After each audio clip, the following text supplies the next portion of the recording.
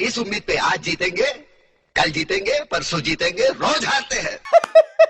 भाई परेशान हो गए हैं गौतम गंभीर। भाई क्या करे गौतम गंभीर भाई, खून खोलता रहता है यार उनका देख के यार। ये जब स्पिन पिच बनाओ तो ये इंडिया हार रही है, फास्ट पिच बनाओ तो इंडिया हार रही है। जरा सी बॉल हिली नहीं और इंडियन प्लेयर्स ऐसी की तैसी हो गई इंडियन प्लेयर्स की। हाँ। और ये भी बात सच्चाई है। हमने कल गौतम भाई के जो पूरा का पूरा जो स्टेटमेंट था उसको रोस्ट किया जी। कई लोगों ने उस पर मजे भी लिए, कई लोगों को वो सही भी नहीं लगा, कई कमेंट्स में ये भी आए कि नहीं यार उनकी क्या गलती। गंभीर भाई हाँ, लेकिन अगर गंभीर भाई खुद खेल रहे होते तो वो इधर का उधर कर देते। हाँ मतलब, और ये भी सच्चाई है कि गौतम गंभीर स्पिन के बहुत बढ़िया प्लेयर थे अपने टाइम पर, लेकिन इस इंडियन टीम को क्या हो गया है यार सही यार। ये बात ना सिर्फ गौतम गंभीर ने रखी, देखो गौतम गंभीर ने अपने उसमें ये कहा कि ये पिच इतनी खराब नहीं थी। हाँ। उन्होंने और दूसरी बात उन्होंने ये कही कि 125 रन बनने चाहिए थे। अब जितने भी लोगों से ये पूछा जा रहा है कि क्या इस पिच पर 125 रन बन सकते थे, उसमें एक नाम सुनील गावस्कर साहब का भी आया है जिन्होंने कहा है कि 125 रन तो इस पिच पर बन सकते थे। सही बात। तो कहानी ये है कि भाई आप अगर मगर की बात कर लो, आप गंभीर जी की गंभीरता की बात कर लो, उनको कहो कि जी उनके अंडर में इतने मैच हार गए उतने मैच हार गए, पर सच्चाई ये है कि ये जो टीम इंडिया की ये जो टेस्ट मैच वाली टीम है, अगर इंग्लैंड जैसे पाटे विकेट हैं तो वहां पर तो बढ़िया रन बन रहे हैं, 700 रन बना देंगे। लेकिन अगर बॉल चाहे फास्ट बॉलर्स के मुनासिब थोड़ी सी इधर उधर हिले, जैसा कि वो बैंगलोर टेस्ट में न्यूजीलैंड के खिलाफ पहली इनिंग में हुआ था जी, या फिर स्पिन ट्रैक हो, दोनों ही में इंडियन टीम अपनी ही पिचेस पर एप्लीकेशन भूलती जा रही है बल्लेबाज। ये भी एक सच है यार। और मेरे को समझ नहीं आ रहा ये सच क्यों है, जब हमारे पास इतने अच्छे स्पिनर हैं, हमारे पास कुलदीप यादव हैं, अक्षर हैं, जडेजा हैं, और अपने कौन है एक और बढ़िया स्पिनर वाशिंगटन सुंदर हैं, तो ये सब लोग नेट्स में भी तो बॉल चारों का नाम तो ऐसे लिया जैसे आप कह रहे हो कि इरापल्ली प्रसन्ना है, चंद्रशेखर हैं, वेंकट राघवन है, वो जो हमारी स्पिन चौकड़ी हुआ करती थी 1960-70 की बिशन सिंह बेदी हैं। ठीक है ये स्पिनर हैं, पर अच्छे स्पिनर हैं। तो ये स्पिनर नेट्स में भी तो डालते होंगे ना इन्हीं बैट्समैन को।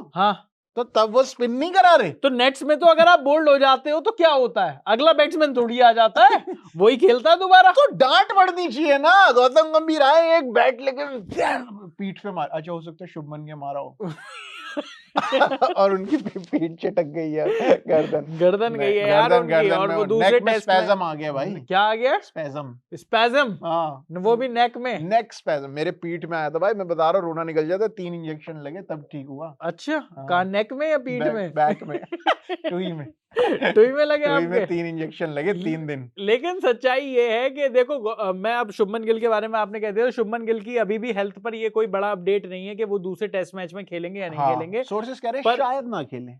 तो सोर्सेस का कितना बढ़िया काम है ना, शायद ना खेले। खेल गए हमने तो शायद ना खेले कहा था, इसका मतलब ये भी तो होता है कि शायद खेलें और अगर आप शायद खेलने कहते हो तो हमने तो शायद खेलने को कहा था, इसका मतलब ये भी तो होता है कि ना खेलें। हाँ, glass is not half empty, half full. तो ये वाली कहानी है। पर मुझे ऐसा लगता है कि शुभमन गिल नहीं खेलेंगे दूसरा टेस्ट मैच, और फिर उनके बाद उनको वनडे से भी रेस्ट दिया जाएगा, क्योंकि वनडे से रेस्ट देना टीम उनको अफोर्ड कर सकती है, क्योंकि वहां तो उनकी जगह पक्की है। वहां पर तो उनकी जगह पक्की है। T20 में अगर उनको रेस्ट दिया तो उनकी जगह रेस्ट इन पीस भी हो सकती है। अक्षर पटेल ऑलरेडी बैठे हैं वाइस कैप्टन बन के, कह रहा दिल्ली का मैं कैप्टन हुई, इससे पहले मैं वाइस कैप्टन था ही। वो नहीं तो श्रेयस अय्यर आ जाएंगे कहीं से, नहीं तो यशस्वी तो बैठे ही बैठे हैं भाई ओपन करने के लिए। बिल्कुल। तो अब यशस्वी से याद आया कि मुद्दे पर आते हैं कि ये जो टीम इंडिया है, ये टीम इंडिया जब ऑस्ट्रेलिया में खतरनाक बॉलिंग कंडीशंस होती हैं जी, और सामने हेजलवुड होते हैं, सामने अगर हेजलवुड ना भी हो,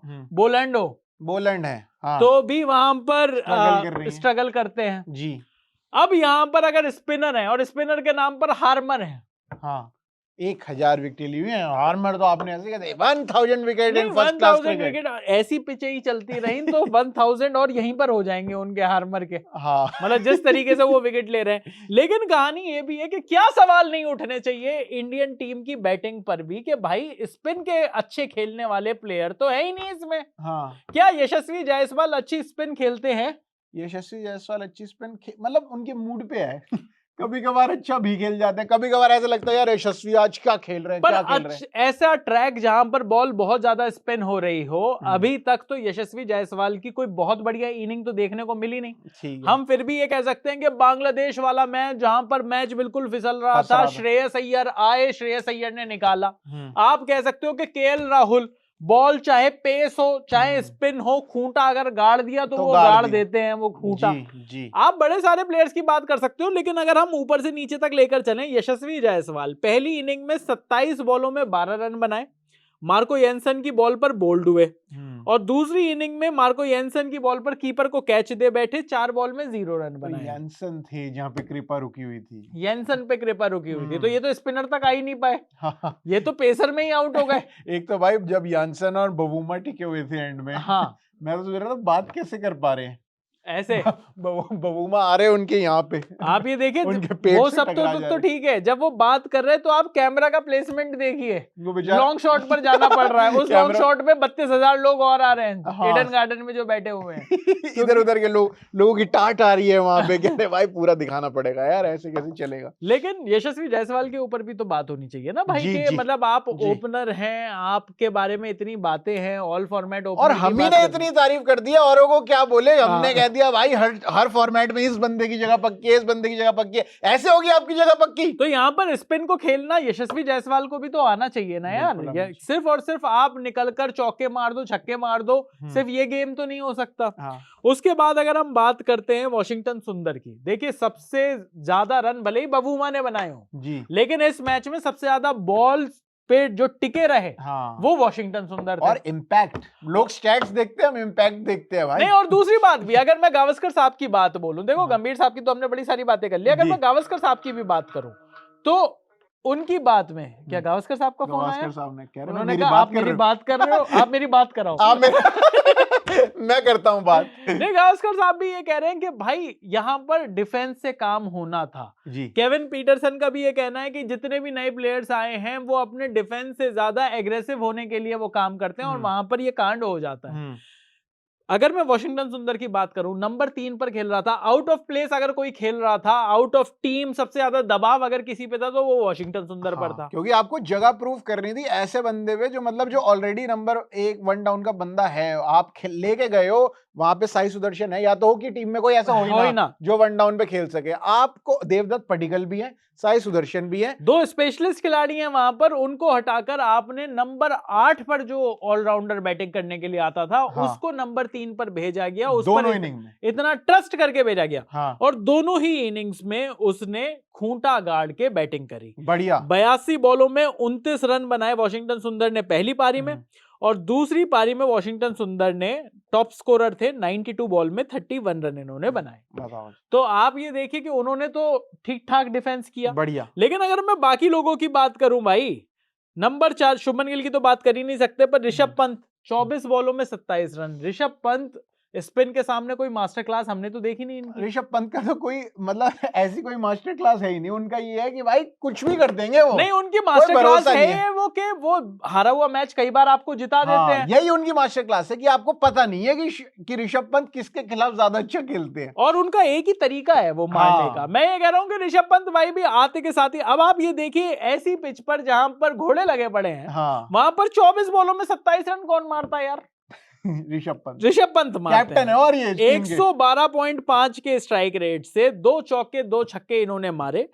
और ऋषभ पंत, रविंद्र जडेजा पहली पारी में 45 बॉलों में 27 रन इन्होंने भी बनाए। और रविंद्र जडेजा को भी मैं कहना चाहूंगा भाई, ये मैचेस जो गौतम गंभीर की कप्तानी में हारे हैं जी, ये तो आपने देखे ही हैं, लेकिन बड़े सारे ऐसे भी मैच थे जो कि आप हारते लेकिन उसको जिता दिया रविंद्र जडेजा और अश्विन की बैटिंग ने, जिसको हम याद नहीं रखते।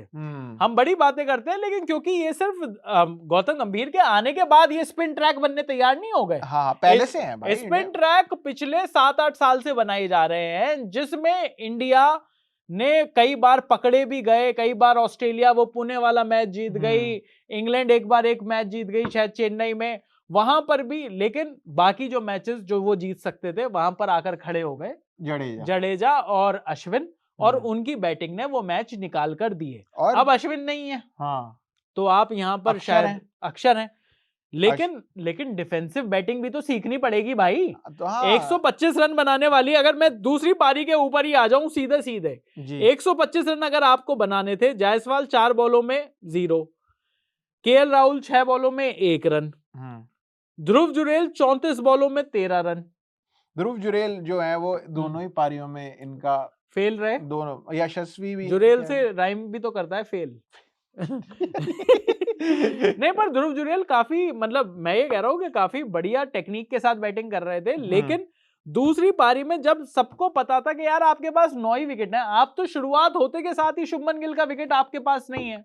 हाँ, आप खेल ही 10 बंदों से खेल ही रहे हो, उसमें यशस्वी जायसवाल ऐसी चीजों में अच्छा भाई मैं चलता हूँ कैसे कर लेते हैं इतनी जल्दी। हाँ, ये यशस्वी के साथ जब भी कभी इस तरीके की चीज हो, यशस्वी जायसवाल अच्छा भाई मैं चलता हूँ कर लेते हैं। ओके जी, हो गया सर, मेरा हो गया। अगर टिक रहे हैं तो फिर यशस्वी है, फिर वो पूरा मैच ही यशस्वी खींच के ले जाएंगे, पूरी इनिंग यशस्वी खींच के ले जाएंगे। अगर नहीं है तो भाई फिर फटाफट। ऋषभ पंत भी 13 बॉल में 2 रन बनाकर आउट हुए, हार्मर की बॉल पर वो कॉट एंड बोल्ड हुए। रविंद्र जडेजा एलबीडब्ल्यू हुए हार्मर की बॉल पर, 26 बॉलों में इन्होंने 18 रन बनाए।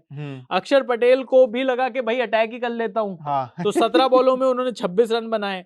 कुलदीप, जसप्रीत और मोहम्मद सिराज से तो बात ही क्या करनी। हाँ ठीक है, तो अक्षर पटेल के पास तो खैर कोई चारा भी नहीं रह गया था, उन्होंने 2 छक्के मारे, फिर 1 चौका मारा, फिर उन्होंने कहा भाई अब यही तरीका है क्योंकि अब सिराज आ गया है सामने, अब मैं करूं तो करूं क्या। देखिए सच्चाई तो यही है कि आप वो 125 रन जब चेज कर रहे हो, 1 विकेट आपका ऑलरेडी खेलने से पहले ही गिर चुका हो क्योंकि आपके पास खिलाड़ी ना हो, और फिर यशस्वी जायसवाल 0 पर आउट हो जाए, केएल राहुल 2 रन पर आपका 1 रन पर दूसरा विकेट गिर जाए। हाँ, आप ये सोचिए तो 1 रन पर आप 3 विकेट थे एक तरीके शुभमन के हिसाब से। 1 रन पर आप 3 विकेट थे, तो फिर तो 125 आपके लिए 400 वाला ही स्कोर हो गया भाई। हाँ, जिसमें बना, और उसमें भी जडेजा और अक्षर की एक अच्छी पार्टनरशिप चल रही थी। मैं तो तब भी सोच रहा था यार अब ना, मैं और मेरे पापा बैठ के देख रहे थे, पापा कह रहे इनको ना अब डिफेंस करना ही नहीं चाहिए, अब कह रहे सिंगल निकालो ताकि ये साउथ अफ्रीका पे भी प्रेशर बने, और जो कि मेरे पापा भी ठीक कह रहे थे यार। हाँ, मतलब यार, और वही जब आपसे हो ही नहीं रही डिफेंस, जब आपको बॉल समझ ही नहीं आ रही, तो भाई जो भी बॉल है आप उस पर घुमाओ और आप सिंगल निकालने की कोशिश करो। सामने वाली टीम के पास जब रन ही नहीं है तो ऑलरेडी लेकिन भाई सिंगल निकालने के लिए भी कई बार कदमों का इस्तेमाल करना पड़ता है, और वही तो मैं पूछ रहा हूँ कि हमारी टीम में यार, मतलब मेरा जो इस वीडियो के माध्यम से जो कहने वाली बात है वो ये है कि यार हम तो सचिन को देखकर बड़े हुए हैं, सहवाग को देखकर बड़े हुए हैं यार। मतलब मैं तो खैर पहले ज्यादा बड़ा हो गया था, पर मैं बड़ा हूं। सचिन, सहवाग, द्रविड़, लक्ष्मण, सौरव गांगुली, यार क्या प्लेयर थे यार। भाई गांगुली तो, अरे भाई आधी पिच पे आके मार देते थे गांगुली, और वो भी मुरलीधरन, शेन वॉर्न जैसे बॉलरों को। भाई मतलब अजंता मेंडिस नाम का वो जो हमने दैत्य था, राक्षस जो आया था, वो एक बार सबको खाया उसने, पर उसके बाद जब सहवाग के सामने आए तो सहवाग तो उसको भी मार रहे थे यार। हाँ यार। तो और गौतम गंभीर भी जब प्लेयर थे, जब बैट्समैन थे, तो वो स्पिन को बड़े बढ़िया तरीके से टैकल करते थे। तो अब ऐसा क्या हो गया कि स्पिन खेलते ही नहीं हो आप। आपसे जब फास्ट बॉलिंग होती है तो भी आप 36 पर ऑल आउट हो सकते हो, इंडिया में 45 पे 46 पर ऑल आउट हो सकते हो यार आप, और यहाँ पर स्पिन में आपको 125 रन नहीं बन रहे। लोग कहेंगे चौथी पारी थी, पर भाई था तो तीसरा ही दिन। सही बात है भाई, तीसरा। हाँ, और मतलब ठीक है पिच खराब थी, लेकिन वो डे 1 से खराब थी, और डे 1 से आपको पता था। और जब आप अगर पहली पारी में अगर आप मार सकते हो 190 रन, तो दूसरी पारी में भी 125 तो मार ही सकते हो। और मैं कह रहा हूं कि 153 साउथ अफ्रीका भी तो मार कर गई। हाँ, जिनको कहते हो आपके वो स्पिनर्स खेलना ही नहीं जानते, उसमें भी तो तेम्बा बवुमा 55 रन मार कर गया भाई, नॉट आउट। बवुमा भाई, बवुमा दिल पे ले गया, उसको समझ आ गया, उसको किसी ने बता दिया बेटी ये तेरे को बोना बोल। मैं कह रहा हूँ कॉर्बिन बॉश भी तो 25 रन मार कर गया नीचे यार, जिस वजह से इन्होंने इतने सारे रन, मतलब ये 125 हो गए, नहीं तो हो सकता 80-90 ही बनाने पड़ते।